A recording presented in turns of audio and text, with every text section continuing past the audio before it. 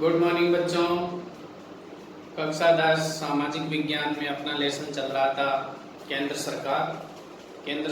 सरकार में पहले अपन ने पढ़ा था सरकार के बारे में, फिर लोकसभा का गठन। आज है अपना राज्यसभा का गठन। तो आइए राज्यसभा के गठन के बारे में हम अध्ययन करते हैं। राज्यसभा का गठन यह है संविधान के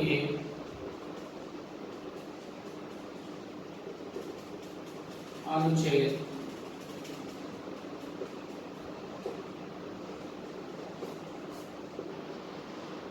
80 के तहत है। लोकसभा का गठन अनुच्छेद 81 के तहत, इसका 80 के तहत। अब राज्यसभा को हम अन्य किन नामों से जानते हैं? जिस प्रकार लोकसभा को अपन जाने थे कि लोकसभा को प्रथम सदन, निम्न सदन, अस्थायी सदन, लोकप्रिय सदन। तो देखिए इसको भी हम बोलेंगे जैसे उच्च सदन,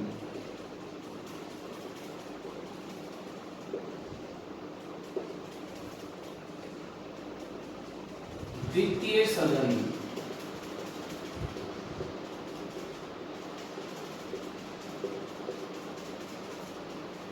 स्थायी सदन,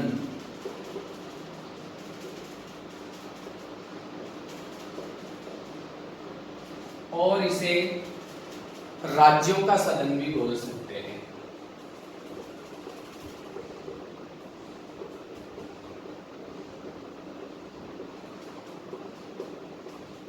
राज्यों का सदन, क्योंकि राज्यसभा के जो सदस्य होते हैं उनका जो निर्वाचन होता है वो राज्यों की विधानसभाओं या कह सकते हैं विधानमंडलों के द्वारा, जिसमें संशासित जो प्रदेश है वो भी शामिल है, उनके माध्यम से होता है। इसलिए इसको राज्यों का सदन भी कह सकते हैं।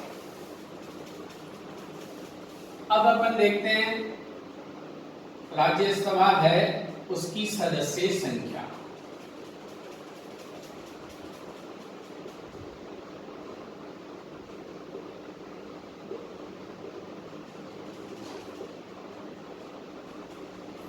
राज्यसभा की सदस्य संख्या, इसमें अपन अधिकतम और वर्तमान में इस प्रकार से समझेंगे। तो यहां लिख लेते हैं अधिकतम,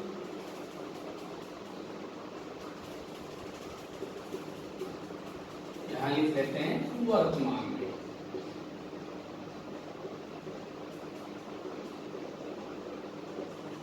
देखो बच्चों,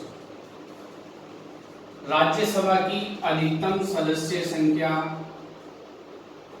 250 हो सकती है।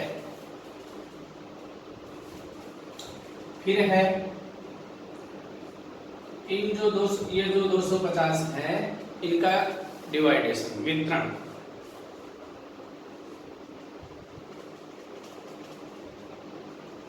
भारत के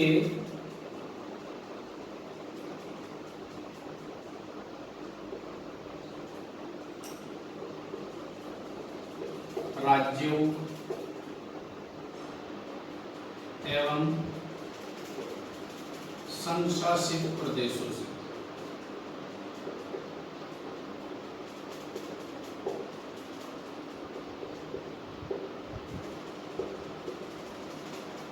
वो है 238। बाद में 238 का हो गया। अब बचे अपने 12 सदस्य। तो राष्ट्रपति द्वारा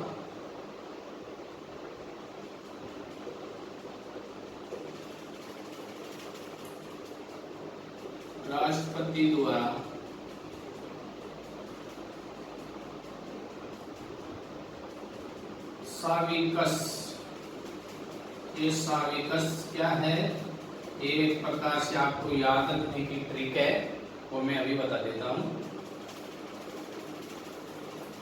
राष्ट्रपति द्वारा मनोनीत।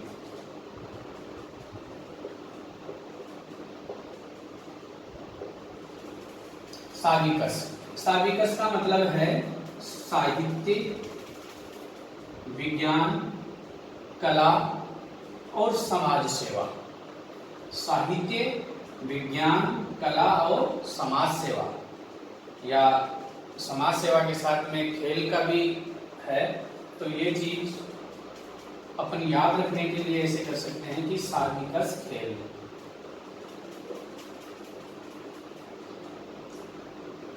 साहित्य, विज्ञान, कला और समाज सेवा, इन क्षेत्रों में विशेष अनुभव रखने वाले, विशेष ज्ञान रखने वाले जो व्यक्ति हैं उनको राष्ट्रपति मनोनीत करता है, और ये मनोनीत संख्या है 12। इस प्रकार ये 250 का डिवाइडेशन हो। इसी प्रकार वर्तमान में राज्यसभा में कितने सदस्य हैं वो अपन करेंगे। तो अब इसी के अकॉर्डिंग अपन चलते हैं। वर्तमान में 245 है। फिर है भारत के राज्य एवं संघ शासित प्रदेशों से, तो वो है 233।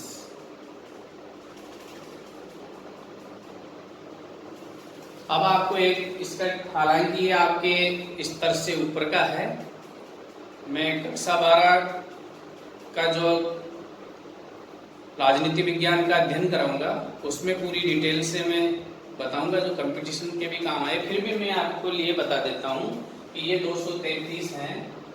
229 प्लस 4, 229 राज्यों से, 4 केंद्र शासित या संघ शासित प्रदेशों से। तो ये 233 हो गए संघ राज्यों से।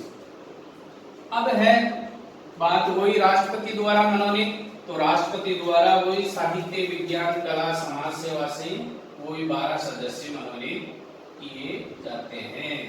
ये इस प्रकार डिवाइडेशन वर्तमान सदस्य संख्या का हो गया। तो ये सदस्य संख्या हो गई। अब अपन आगे चलते हैं।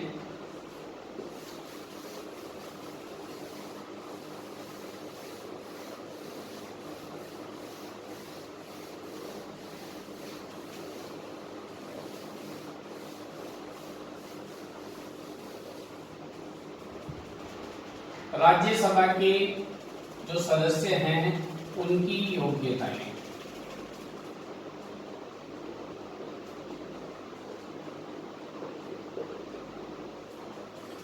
देखो बच्चों, लोकसभा के सदस्यों की योग्यताएं भी अपन ने पढ़ी थी, और यहाँ है राज्यसभा के सदस्यों की योग्यताएं। तो लोकसभा और राज्यसभा के सदस्यों की जो योग्यताएं हैं वो समान है, सिर्फ एक को छोड़ के एक अंतर है, और वो है आयु का। तो इसमें अपने इसको बार बार में अपन नहीं लिखेंगे। जो लोकसभा सदस्य की योग्यताएं हैं वही राज्यसभा के सदस्यों की योग्यताएं हैं।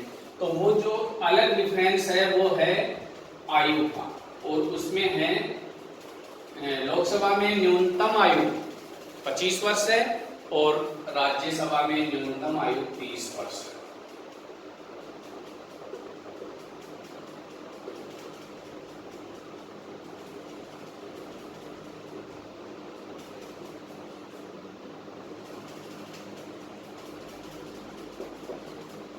बस इसी का फर्क है। कम से कम 30 वर्ष का व्यक्ति राज्यसभा का सदस्य बन सकता है, यह हमें ध्यान में रखना है।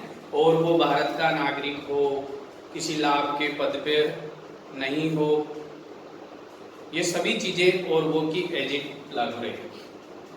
अब अपने अगला पॉइंट आता है योग्यताओं के बाद में कि कार्यकाल।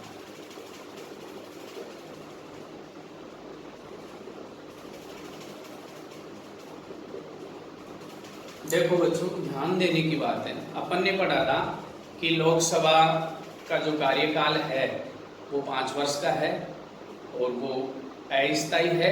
5 वर्ष से पहले भी उसको भंग किया जा सकता है। तो यहाँ अपने को एक को यह ध्यान में रखना है कि राज्यसभा स्थायी सदन है, यह कभी भंग नहीं होता, जब भी तो इसको स्थायी बोलते हैं, यह कभी भंग नहीं होता, स्थायी होता है, यह स्थायी है।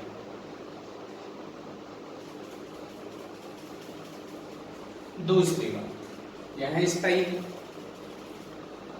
कई बार परीक्षाओं में ऐसे पूछ लेते हैं कि राज्यसभा का कार्यकाल कितना है, तो बच्चे नासमझी में 6 वर्ष कर देते हैं, लेकिन ये 6 वर्ष कार्यकाल राज्यसभा का नहीं है, राज्यसभा के सदस्यों का कार्यकाल होता है। तो अपने को यहाँ ध्यान रखना पड़ेगा कि राज्यसभा के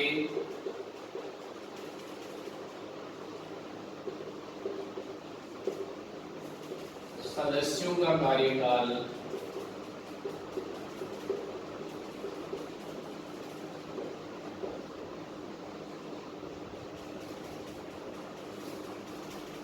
6 वर्ष होता है।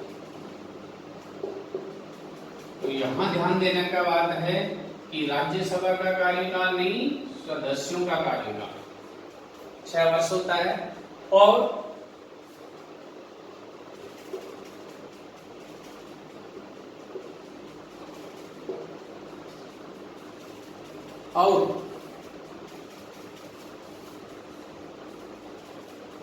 प्रति 2 वर्ष बाद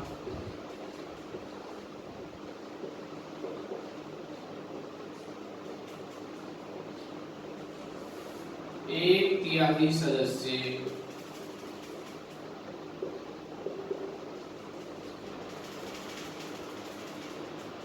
सेवानिवृत्त होते हैं या हटते हैं। फिर जितने हटते हैं उन्हीं का उन सीटों पे फिर निर्वाचन होता है। तो ये कार्यकाल की बात है। अब जो एक चीज और बता दूं, हालांकि आपके लेसन में नहीं है, कि संविधान की 4थी जो अनुसूची है उसके अनुसार जनसंख्या के आधार पे राज्यसभा के सदस्यों का निर्वाचन होता है। जिस राज्य की जनसंख्या ज्यादा होती है उस राज्य से सदस्य ज्यादा चुने जाते हैं।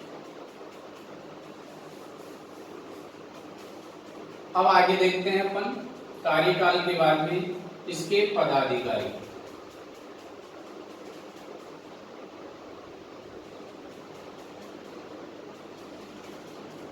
जिस प्रकार अपन ने लोकसभा में पदाधिकारी अध्यक्ष और उपाध्यक्ष पढ़े थे, उसी प्रकार राज्यसभा में भी एक सभापति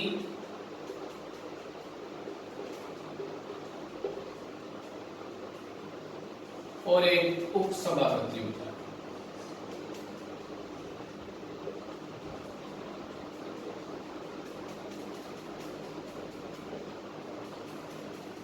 अब अपने को ध्यान में रखना है बच्चों कि लोकसभा में तो क्या था, अध्यक्ष और उपाध्यक्ष दोनों लोकसभा में से ही चुने जाते थे। यहां हमें ध्यान में रखना है कि सभापति राज्यसभा में से नहीं होता है। राज्यसभा का सभापति हमेशा उपराष्ट्रपति होता है।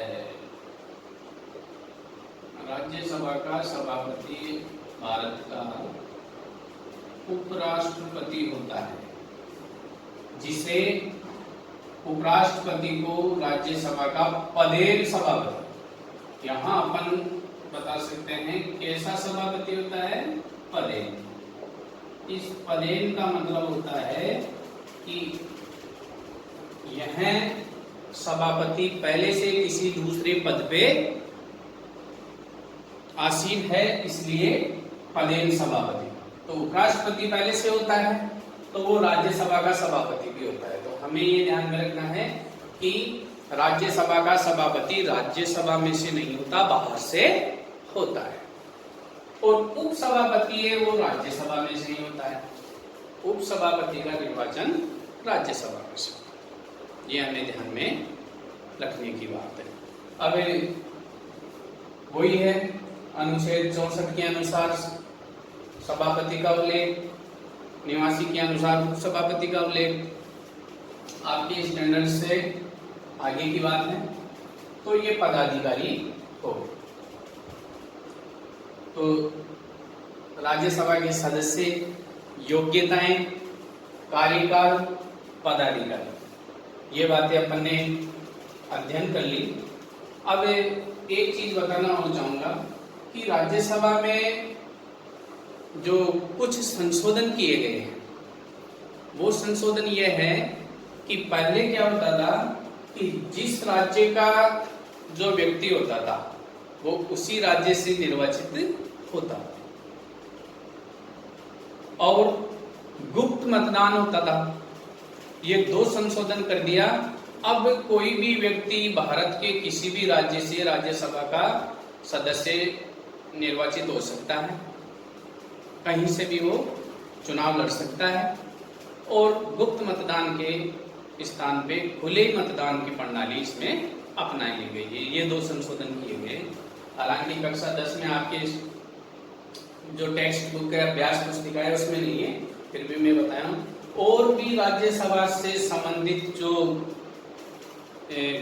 बारीकियां है, जो अध्ययन है, कई बातें छिपी हुई है, वो मैं कक्षा 12 का जो अध्ययन कराऊंगा उसमें पूरी राज्यसभा से संबंधित पूरी जो नॉलेज है, ज्ञान है, जो सूचना है, वो मैं आपको बताने का प्रयास करूंगा। आज का अपना अध्ययन इतना ही है। जय हिंद, जय भारत।